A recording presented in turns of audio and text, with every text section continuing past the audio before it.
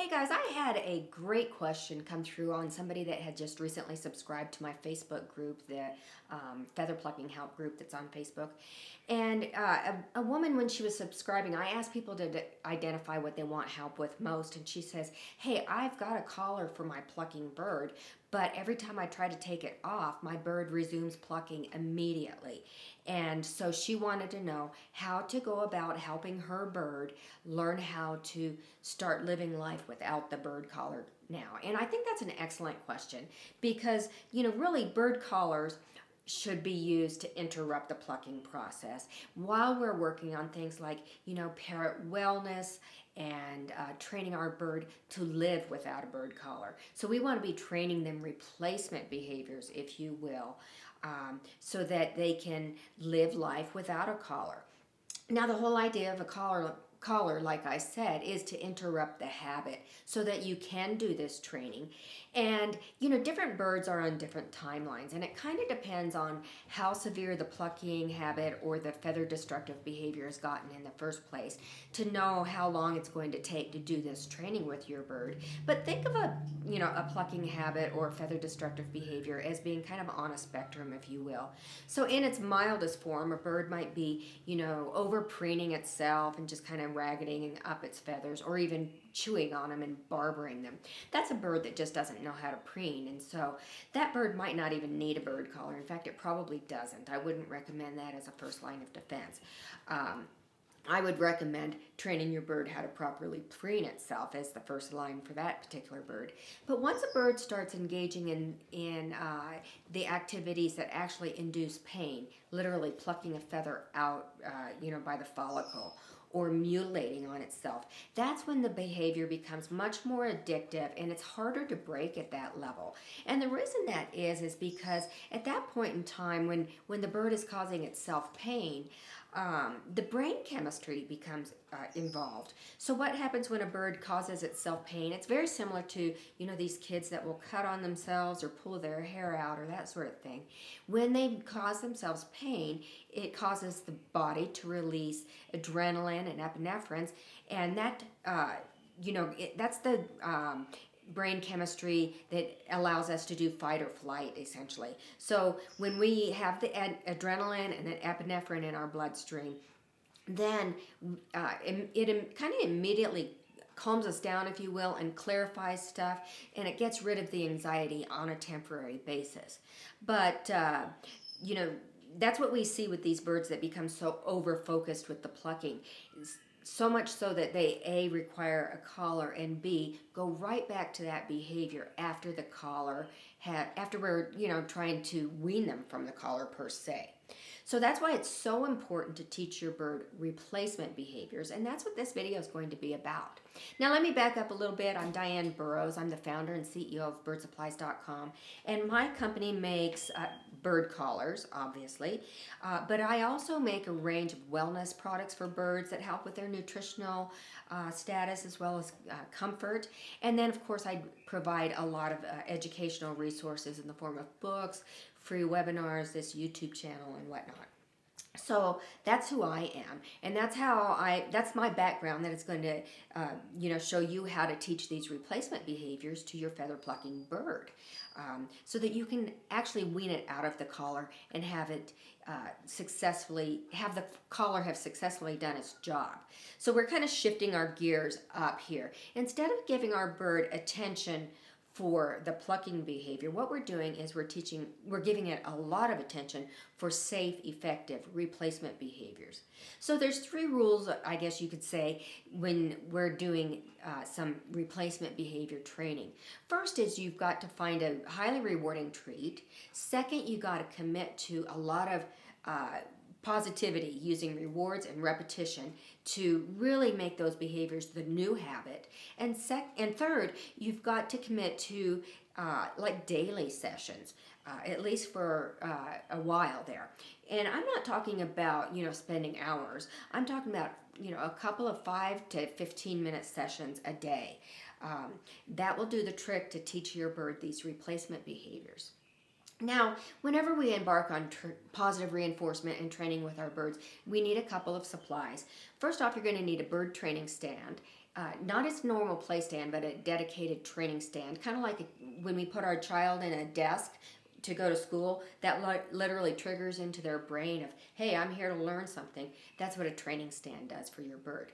You also need a product called a clicker, and then you need to find out what kind of treats really motivate your bird enough to sustain its attention for that 5 to 15 minute training session. So let me go over each one of these this training gear, if you will. So a bird stand needs to be, like I said, basic.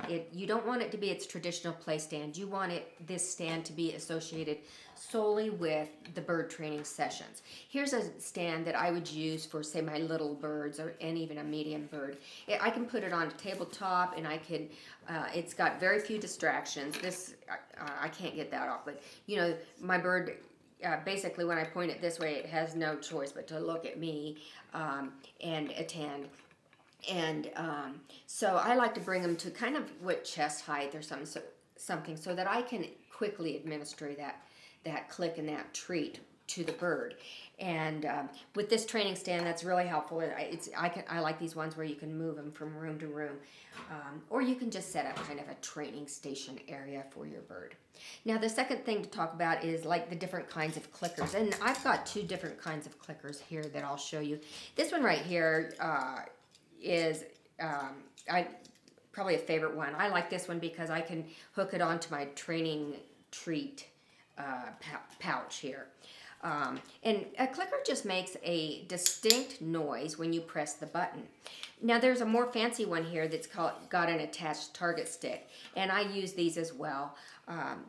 But this one I like to use when I'm doing, that fast repetition of training for my birds. So first I have to do what's called load the clicker. If I've never used a clicker on my birds before, loading the clicker literally means that I'm teaching my bird to associate the click sound with getting a reward. So essentially what you do is you just get into a habit of click, treat, click, treat. I use these teaspoons. This one's actually a coffee scoop.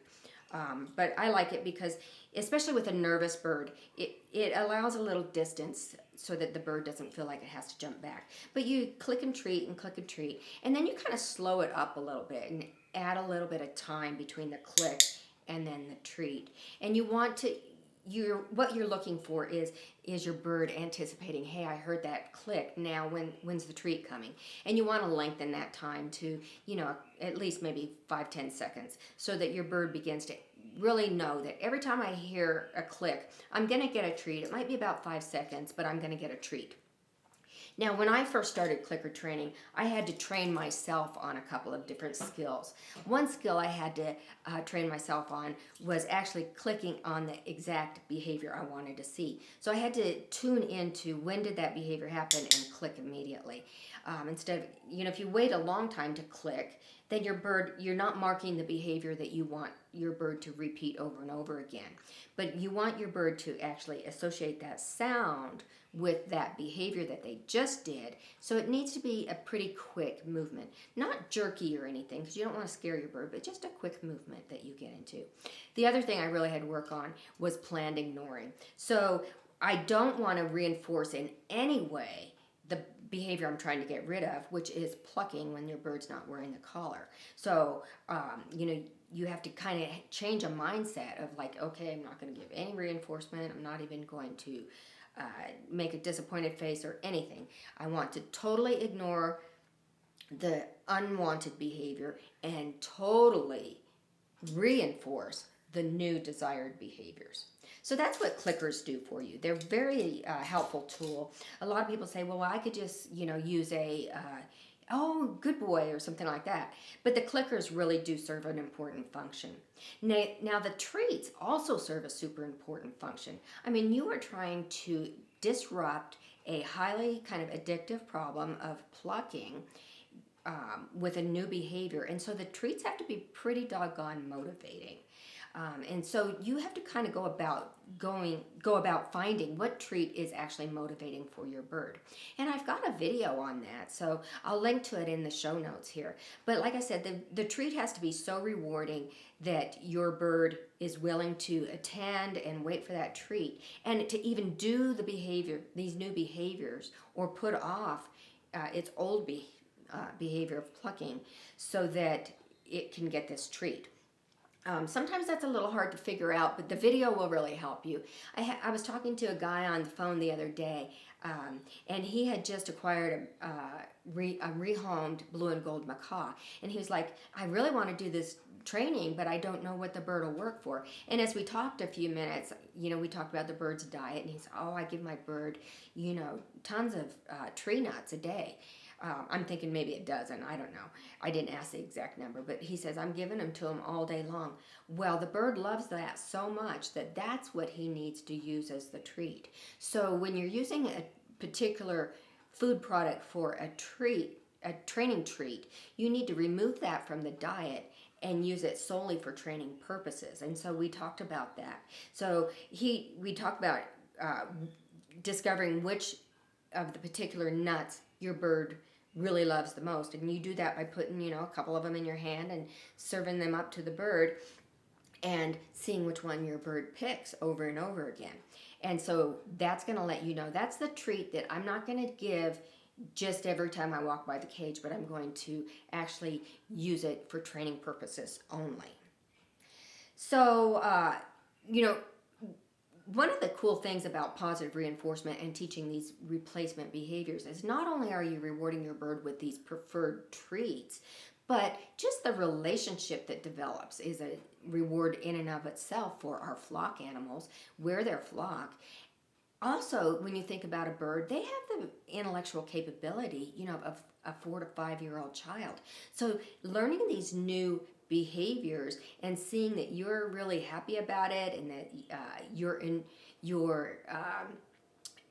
really rewarding them will boost their self-esteem, but it also provides them with some important intellectual stimulation that birds in the wild get, all day long from their flock mates. So the whole process of positive reinforcement is super reinforcing in and of itself, and it's something that everybody should do, even if they don't have a plucker, even if they don't have behavior problems that they're trying to extinguish, if you will, because training is just so socializing for our birds.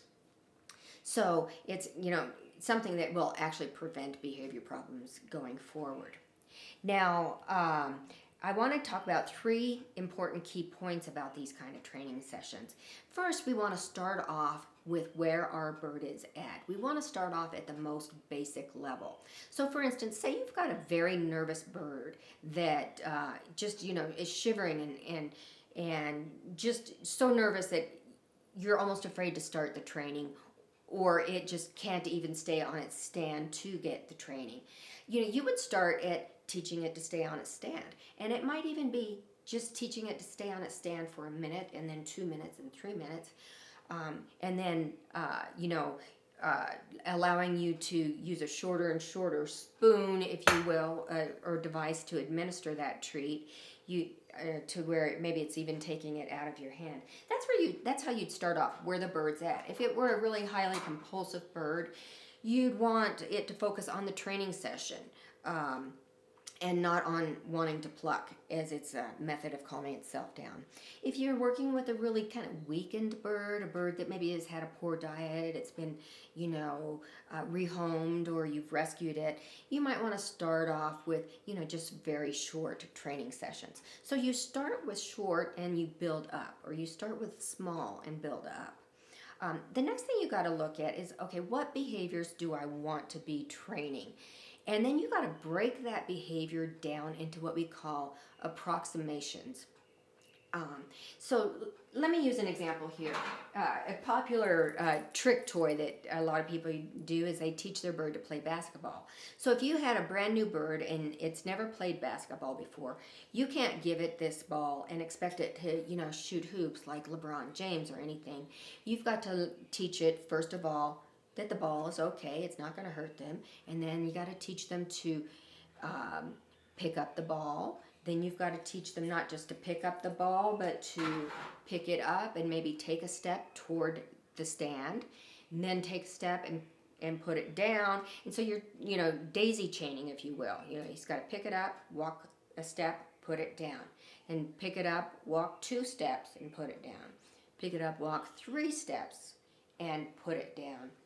And then, ultimately, he's going to pick it up, walk over to the basketball hoop, and put it in the hoop. So we're talking about breaking that behavior down so that in a systematic way, so that each step is getting a little closer and a little closer to the ultimate goal of the final behavior of putting the ball in the basketball hoop. And so similar things that's a similar way of how you'd want to break up the behaviors that you choose as your replacement behaviors when you're creating kind of a system, if you will, to teach your bird to not pluck the minute it gets that collar off. And when you're working with a bird that's a plucker, you might want to start training them the replacement behaviors while they're wearing the collar. So a replacement behavior, that you could teach, say, a bird that's plucking would be, whether it's a trick or it could be an activity, ideally a natural parrot activity such as foraging or playing with a toy. One thing that my bird loves that one of my new birds that I had, we started just playing kind of a little tug of war with pieces of wood toys that it had chewed off. And, just anything that will keep it engaged with you that you can build upon to so that it wants to do that behavior rather than compulsively go back to that plucking behavior the minute you take that collar off. So come up with some ideas of some replacement behaviors. Again, I'll endorse this book, The Clicker Training for Birds book, because not only is it kind of like a cookbook style, I mean, it literally gives you a recipe per se of how to teach a particular behavior such as, the prop behavior of putting a basketball in a basketball hoop, but it teaches you how to break down manners or different natural parrot behaviors that your bird can use as a new way to calm itself down when it's feeling stressed out, other than plucking on itself or chewing frantically on its skin. So that's the whole idea of teaching replacement behaviors, is you want to teach your bird something else to do that's going to get highly reinforcement from you in the form of treats, a relationship, knowing that it's achieved something and learned something.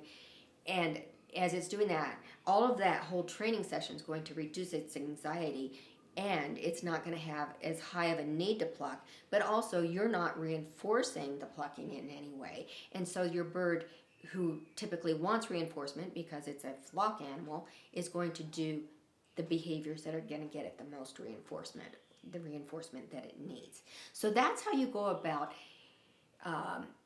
training your bird to live life without a bird collar, is you just use the bird collar to interrupt the plucking habit, and then you work on wellness with better nutrition and all the 6 pillars of parrot wellness, and then you work on positive reinforcement.